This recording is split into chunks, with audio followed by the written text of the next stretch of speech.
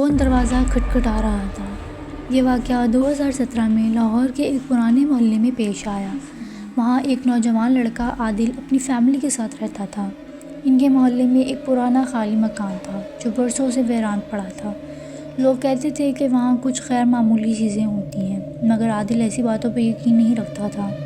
ایک رات جب عادل کے والدین کسی قریبی رشتہ دار کے یہاں گئے ہوئے تھے، وہ گھر میں اکیلا تھا۔ رات کے تقریباً 2 بجے اچانک دروازے پر زور سے دستک ہوئی۔ وہ چونک گیا کیونکہ اس وقت کون آ سکتا تھا۔ پہلے تو اس نے نظر انداز کیا، مگر جب دستک مسلسل ہونے لگی تو وہ دروازے کے قریب گیا اور پوچھا کون ہے، مگر باہر سے کوئی جواب نہیں آیا۔ اس نے جھانک کر دیکھا مگر باہر کوئی نہیں تھا۔ جیسے ہی وہ پلٹا دوبارہ زور سے دستک ہونے لگی۔ اب وہ خوف زدہ ہو گیا۔ اس نے تمام کھڑکیاں اور دروازے چیک کیے مگر باہر کوئی نظر نہیں آیا۔ اچانک ایسا لگا جیسے کوئی گھر کے اندر بھی چل رہا ہے۔ اس کے جسم میں سنسنی دوڑ گئی۔ وہ تیزی سے اپنے کمرے میں واپس آیا اور دروازہ بند کر لیا۔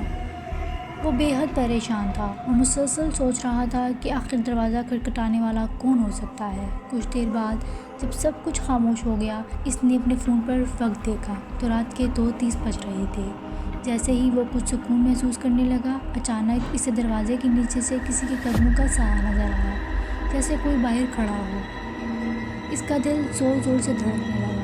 اس نے ہمت کر کے دروازے کو آہستہ سے کھولا مگر باہر کوئی نہیں تھا۔ اچانک باورچی خانے میں برتن گرنے کی آواز آئی۔ اب تو عادل کے جسم سے جیسے جان ہی نکل گئی۔ وہ اپنے کمرے میں واپس دوڑ کر آیا اور دروازہ بند کر لیا۔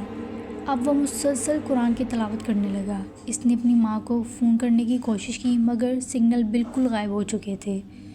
اسی دوران اچانک اسے ایسا محسوس ہوا جیسے کسی نے اس کے دروازے کو ہلکا سا دھکا دیا۔ وہ ساکت ہو گیا، سانس تک روک لی۔ کچھ دیر بعد جب باہر سب کچھ خاموش ہو گیا تو اس نے آہستہ سے دروازہ کھولنے کا فیصلہ کیا اور گھر کے مرکزی دروازے کی طرف بھاگا تاکہ باہر نکل سکے۔ مگر جیسے ہی وہ دروازے کے قریب پہنچا اور اسے کھولنے کی کوشش کی، وہ دروازہ خود بخود زور سے بند ہو گیا۔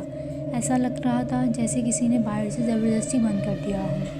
اب عادل کی ہمت جواب دے چکی تھی۔ وہ جلدی سے اپنے کمرے میں واپس آیا اور کمر میں چھپ کر اللہ کا ذکر کرنے لگا۔ یہ خوفناک رات جیسے تیسے گزر گئی۔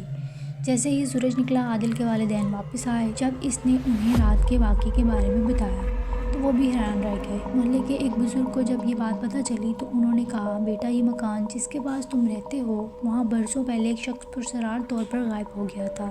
تب سے یہ جگہ عذاب زدہ مانی جاتی ہے۔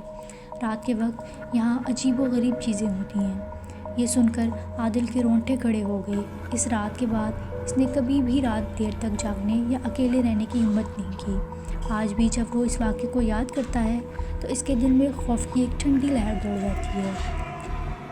یہ کہانی ہمیں سکھاتی ہے کہ بعض مقامات واقعی پراسرار ہوتے ہیں اور ہمیں ان جگہوں سے بچنا چاہیے جہاں ماضی میں خوفناک واقعات ہو چکے ہوں۔